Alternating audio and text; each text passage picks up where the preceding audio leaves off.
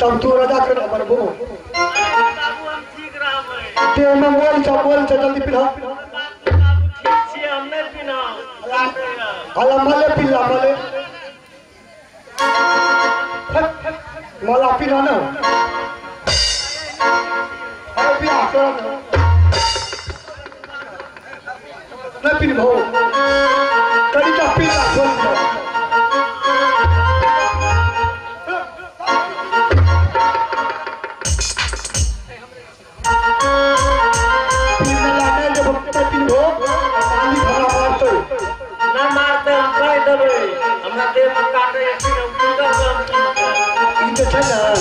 मखमल छे मखमल बुझाओ अब फिर भान तकिया के कोई जरूरी नहीं पीना ए रानी माने पीने चाहिए क्यों परेशान कर रहे हो बाबा को? बाबा का पिलबल छे बाबा आप कुछ कहने के लिए चाहते हैं?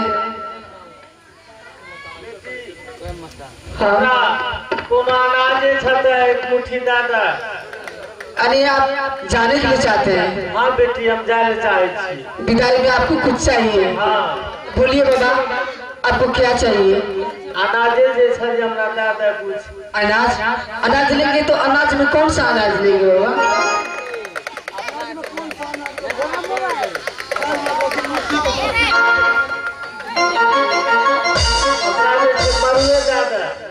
मड़वा आपको सवा किलो मलवा चाहिए। ठीक है मंत्री जल्दी से जाओ और बुखारी में से बाबा को सवा सेर मरवा दे दो। ठीक है अच्छे सवा सेर मरवा दे देबे बाबा सेर देते। हाँ दे चलो बाबा चलो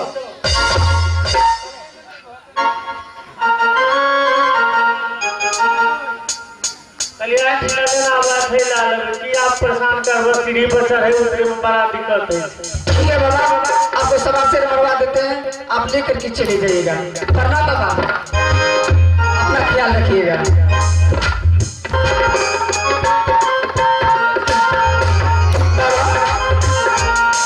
अब तो आप खुश हैं ना? ठीक है बाबा आराम से जाइए। हमरा बेटी से मिला न था। ठीक है बाबा मैं आवाज लगाती हूँ।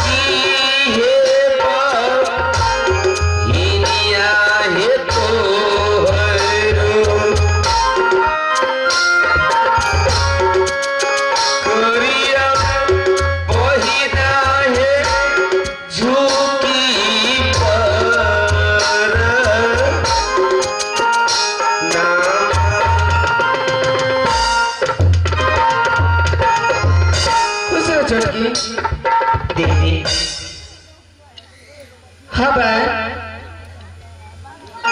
बोलो दीदी, क्या कोई बात? किसने तुम मुझे आवाज लगाई? देखो चुटकी, पिताजी, तुम्हारे पिताजी अब घर जाने के लिए चाहते हैं। मैं इसलिए आवाज लगाई हूँ कि अपने पिताजी से मुलाकात कर लो, मिल लो, क्योंकि क्या मेरे पिताजी जा रहे हैं? हाँ, तुम्हारे गांव। क्या पिताजी? हाँ बेटी, आप कते दिन अंदर आओगे? ठीक है बहन, तुम अपने पिताजी से मिलजुल लो, मैं जाती हूँ आराम करने के लिए। ठीक है जाओ। पर पिताजी। हाँ बेटी। क्या जा रहे हैं? हाँ जा रहे हैं, लेकिन ये मोटा कौन चीज का है पिताजी? ये अनाज छिए। क्या अनाज? हाँ। अनाज कहाँ ले जा रहे हैं? ले ले छी अपने संगे साथ कते ला देबे। क्या ये अनाज मेरी बड़ी दीदी दी है? हाँ पिताजी। की गए बेटी, हमरो समझा न दा।